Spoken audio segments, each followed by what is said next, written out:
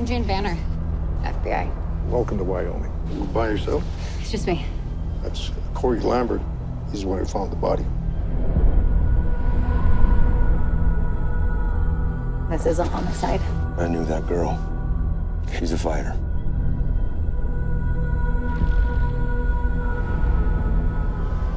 They have 6 officers to cover an area the size of Rhode Island. Maybe you can help. I only know what the tracks say. What is it that you do again? I hunt predators. So why don't you come hunt one for me then? Hello, I'm Christy. That is Alonzo. This is What the Flick. We're talking about Wind River from Taylor Sheridan. He directed and wrote this. Previously, he wrote Sicario and Hell or High Water, which are both great. And this is very much of a piece with those in some ways. Please describe Thematically, sure, yeah. Jeremy Renner plays a hunter for the state Fishing and Wildlife Service. And his ex-wife is Native American. He travels to the Wind River Reservation where her family lives to kill a lion that's been killing livestock, but instead he stumbles upon the body of a woman in her late teens who has frozen to death. And he is called into the investigation once in over her head, federal agent Elizabeth Olsen shows up, and of course the murder calls up memories of his own daughter's tragic passing. Take a look. You won't get the answers you're looking for, no matter what you find. Why would your daughter run from home? I don't know why. You didn't tell me. Out here. You cannot blink. Not ever. This place. What it takes from us. What it took from you. I got lucky. Luck lives in the city. Get your hand off that weapon!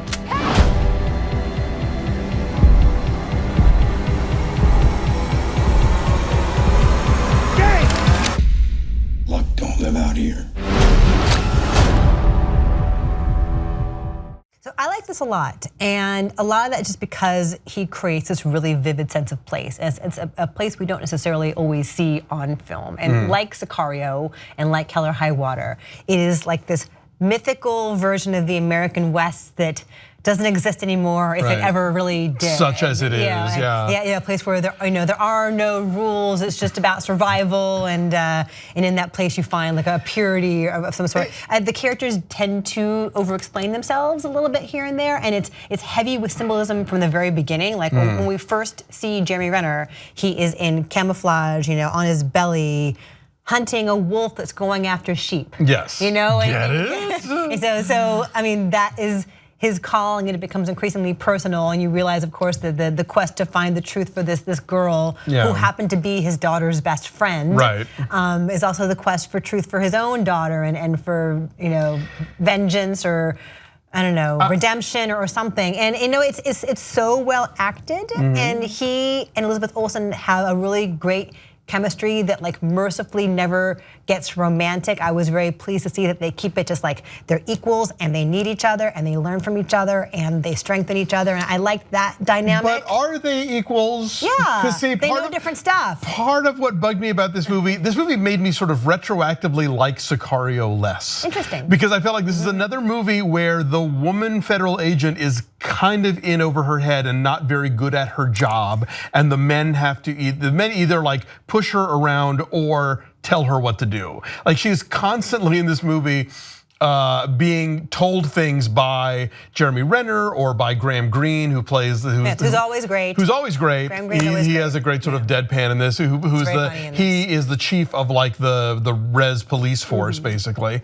but. Like they're always telling her what she's wrong about, or like getting her out of trouble, or I just kind of felt like, I mean, for one thing, I found it kind of hard to buy Elizabeth Olsen as an FBI agent, even as a young newbie, like fresh from Quantico. I was like, Clarice. I'm not sure I'm buying this. Clarice. But yeah, so that kind of bugged me. Also, did it not occur to you? Did you not ever feel that the Jeremy Renner character was probably supposed to be Native American and like was Native American in the first several drafts of the script, and then at some point they had to cast a white guy because I don't know. Because he has an appreciation. He's our conduit. He is our conduit, but he is so immersed in that life, and it's that white fantasy of being like the cool white guy who gets accepted by the people of color because they treat you like one of them. He's Kevin Costner. There's one line in the movie where he makes some reference to our land, and a young Indian guy is like, "What are you talking about? We pale face, basically."